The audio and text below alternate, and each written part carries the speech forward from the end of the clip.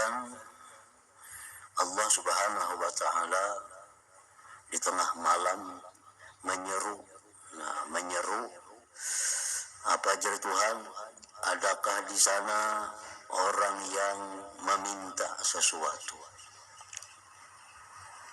Adakah di sana orang yang minta ampun? Adakah di sana orang yang bertaubat? Jadi ini menunjukkan bahwa kalau hanya kita punya ilmu semata itu belum cukup tanpa disertai dengan amalan-amalan.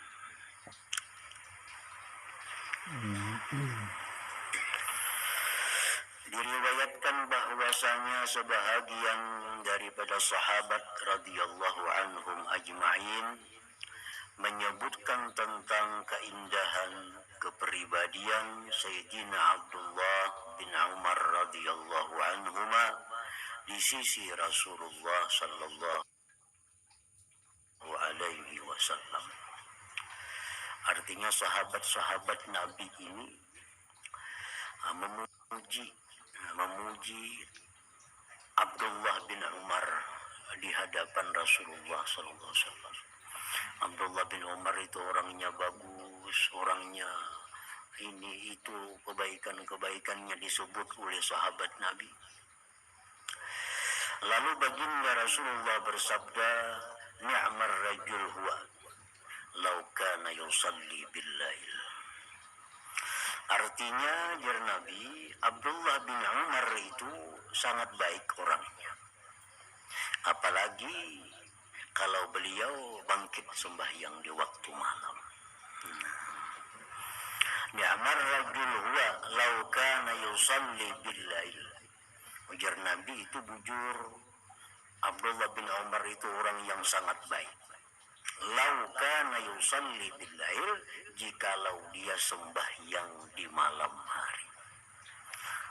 Jadi di sini artinya Rasulullah sallallahu alaihi wasallam menganggap orang itu baik apabila orang itu sudah bisa, sudah mampu untuk sembahyang di tengah malam. Kayak kita berilmu, kita sosial, kita berbuat baik macam-macam, tapi kalau kita belum bisa untuk bangun sembahyang di tengah malam, itu masih belum lengkap kebaikan kita. Sebab jar Nabi apa? Ni'mar rajul huwa law kana yusalli bil lail. Abdullah bin Umar itu sebaik-baik laki-laki jikalau dia sembahyang di tengah malam.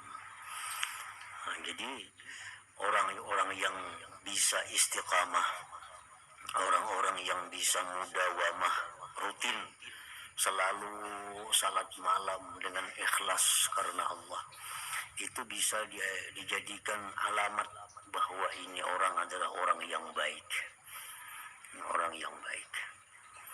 Tetapi sebaliknya, bagaimanapun orang itu baiknya, masih belum bisa sembahyang sunnah di tengah malam, itu masih belum bisa sepenuhnya dikatakan orang yang baik. Seperti Ibnu Umar tadi. Lanjutan kisah ini sampai kabar ini kepada Ibnu Umar. Padahal Ibnu Umar, ujar orang, wahai Ibnu Umar, tadi engkau dipadahkan Nabi orang yang baik jikalau sembahyang malam. Ujar Abdullah bin Umar, sejak itu sampai sekarang aku kada pernah lagi meninggalkan salat malam itu.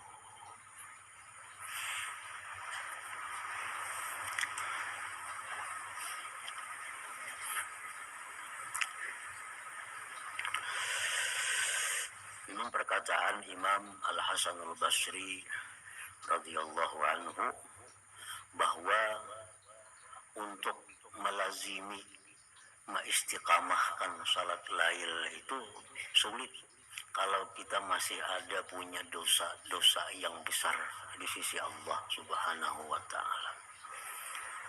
Sulit kita, walaupun kita sudah cukup persiapan, siang sudah istirahat, malam sudah lakas, guring. Tapi kita masih ada dosa-dosa besar yang belum diampuni Allah. Nah, kita akan terpasung oleh dosa itu sehingga kita berat kada kawa melakukan salatul lail, sembahyang di tengah malam itu secara istiqamah. Artinya amal sewaktu-waktu itu bisa aja kawa. Sewaktu-waktu misal kita ada kebutuhan lawan Tuhan, misalnya kita ada perlu, nah itu bisa kita sembahyang tengah malam. Begitu selesai bisa ampih juga bangun tengah malamnya. Nah itu ngarannya kada istiqamah. Kalau istiqamah terus menerus, baik di kampung, baik waktu di musafir, nah itu berat. Nah, kalau kita masih ada dosa-dosa yang besar.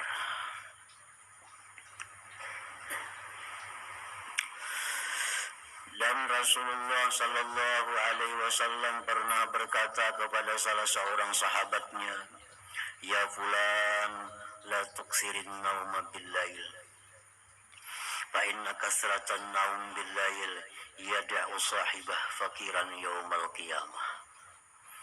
Wahai fulan, ya Nabi, janganlah engkau terlalu banyak tidur di waktu malam. Karena terlalu banyak tidur di waktu malam itu menjadikan seseorang fakir di hadapan Allah pada hari kiamat nantinya. Karena qiyamul lail ini ibadah yang paling bisa kita harapkan. Karena waktunya tengah malam, kada ada orang nang tahu. Jadi ibadah kita yang bujur-bujur murni semata-mata karena Allah itu diharapkan dari itu bangun malam. Seperti perkataan Imam Junaid al-Baghdadi, begitu Sidin wafat, ada yang bermimpi bertemu beliau, lalu ditanya kepada Imam Junaid, amal apa yang paling membanggakan di sana? Nah, dijawab oleh Imam Junaid bahwa ilmu-ilmu yang kumiliki itu tidak memberi manfaat. Pelajaran yang kuajarkan kada aku dapati manfaatnya. Yang aku dapati manfaatnya itu di sini hanya beberapa rakaat sembahyang yang kulakukan di tengah malam itu. Nah, karena amalia-amalia kita yang kelihatan manusia ini itu sulit untuk mendapatkan keikhlasan. Nah, sulit mendapatkan keikhlasan. Nah, kalau sembahyang di tengah malam, siapa yang tahu? Kecuali kita seorang pada kita beramai aja kadang yang tahunya orang.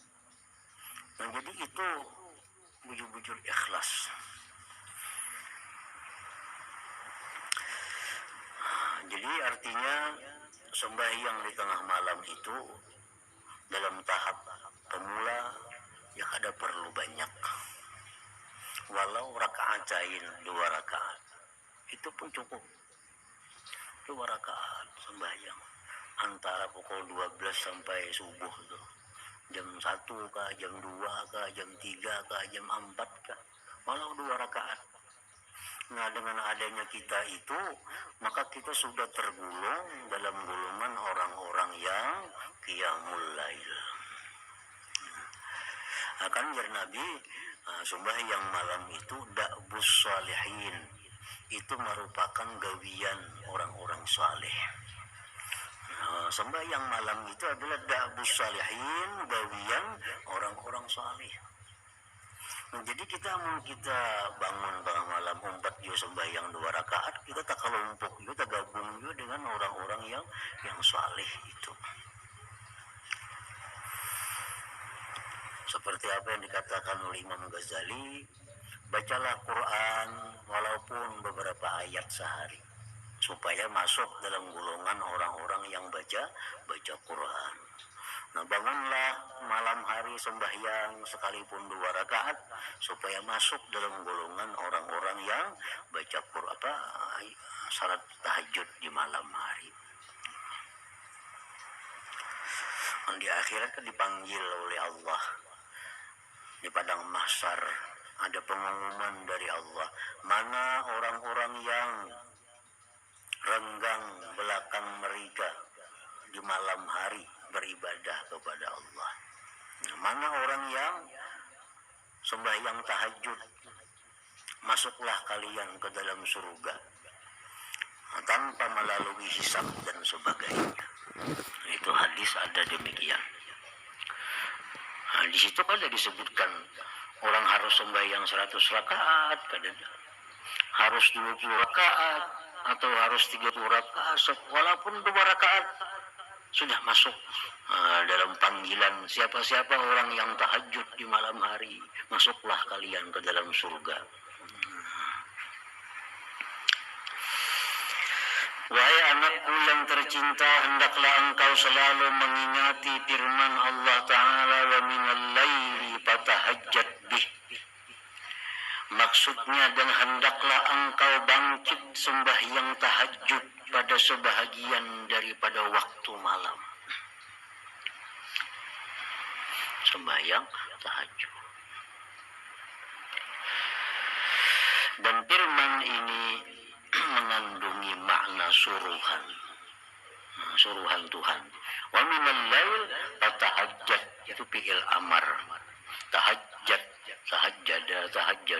Nah, itu kan fi'il amar, artinya perintah. Dan daripada malam hari maka engkau bertahajud dengannya.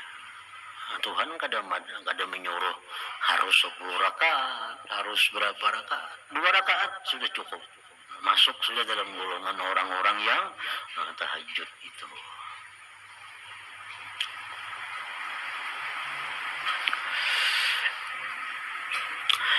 Dan firman ini mengandungi makna suruhan.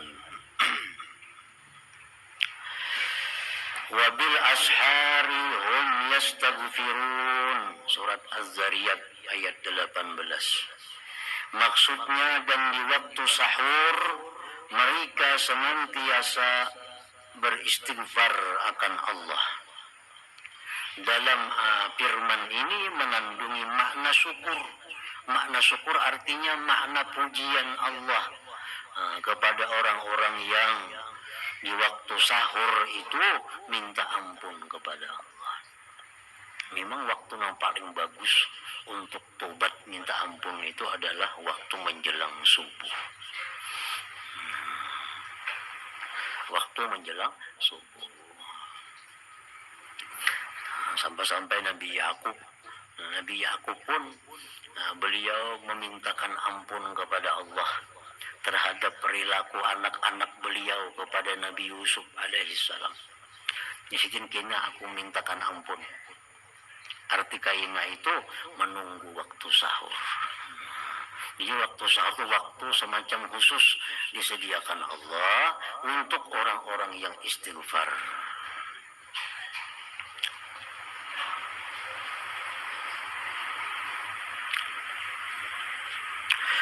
Dan firman-Nya lagi, Rabbal mustaghfirina bil ashar.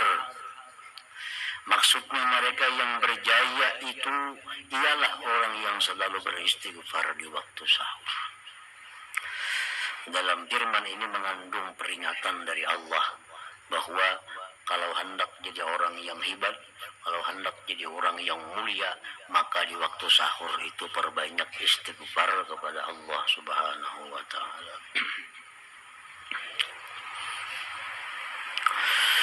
Telah bersabda Rasulullah sallallahu alaihi wasallam, "Thalathatu aswatin yuhibbuha Allah taala, sautud dzikr wa sautul ladzi yaqra'ul Qur'an wa sautul mustaghfirina bil ashar." Artinya, ujar Nabi kita, ada 3 suara yang sangat dicintai oleh Allah.